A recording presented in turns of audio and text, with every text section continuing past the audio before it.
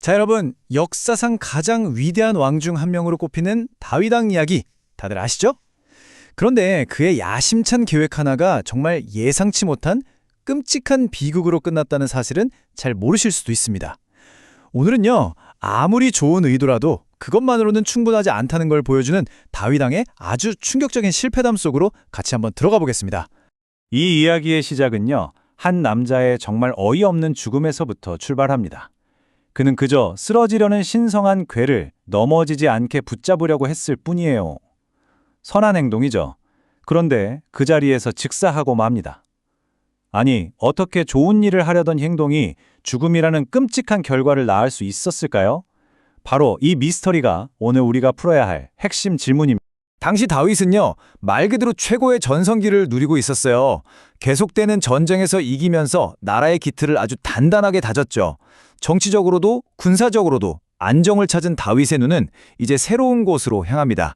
바로 국가의 정신적인 중심을 바로 세우는 일이었죠.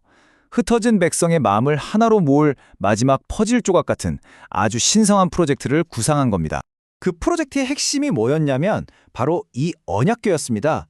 언약궤는 그냥 오래된 상자가 아니에요. 이스라엘 사람들한테는 이건 신의 존재, 그 영광 자체를 의미하는 어마어마한 상징물이었거든요. 그러니까 다윗에게 이 언약궤를 새로운 수도 예루살렘으로 가져온다는 건 흩어져 있던 민족 전체를 신 아래 하나로 묶는 가장 강력하고 의미 있는 일이었던 거죠. 그래서 다윗의 첫 번째 시도는 그야말로 온 나라의 축제처럼 시작됐습니다. 와, 스케일이 어마어마하죠? 무려 3만 명입니다. 3만 명의 정예 군사와 수많은 백성들이 함께했고 온갖 악기 소리가 울려 퍼지는 거대한 행렬이었어요. 수십 년 만에 돌아오는 언약궤를 맞이하는 기쁨과 흥분으로 온 나라가 들썩였던 겁니다. 그런데 말이죠. 이 축제가 최고조에 다다랐을 때 정말 상상도 못한 일이 벌어집니다.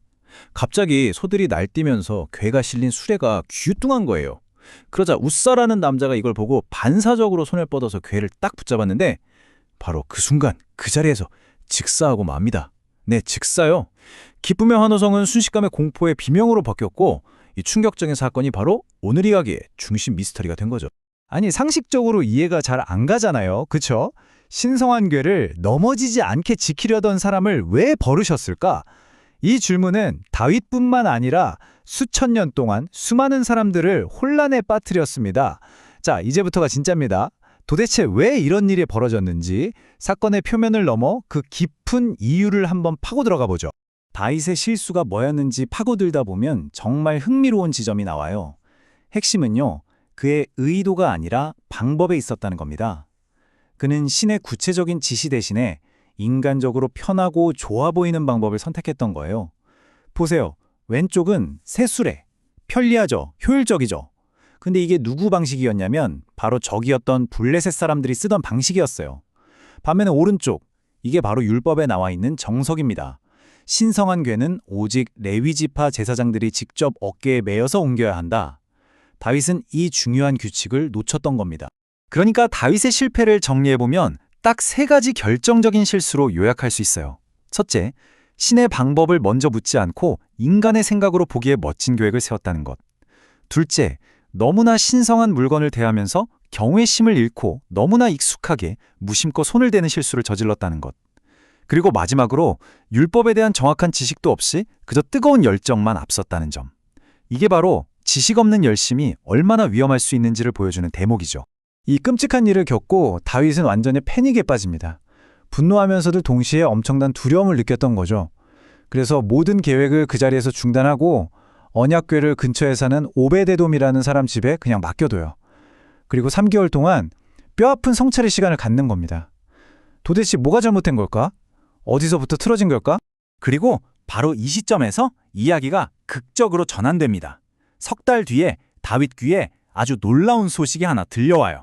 언약궤를 임시로 모셨던 그 오베데돔의 온 집안이 글쎄 엄청난 축복을 받았다는 거예요. 그 순간 다윗은 아 하고 깨달은 거죠. 문제는 저주를 내리는 언약궤가 아니었구나. 그걸 대하는 내 태도, 내 방법이 문제였구나.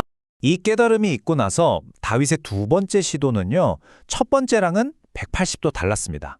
모든 걸 바꿨어요. 편리한 술에 당장 갖다 버렸죠. 율법대로 레위인들이 직접 어깨에 궤를 맵니다. 그리고 그냥 목적지로 직행하는 게 아니에요.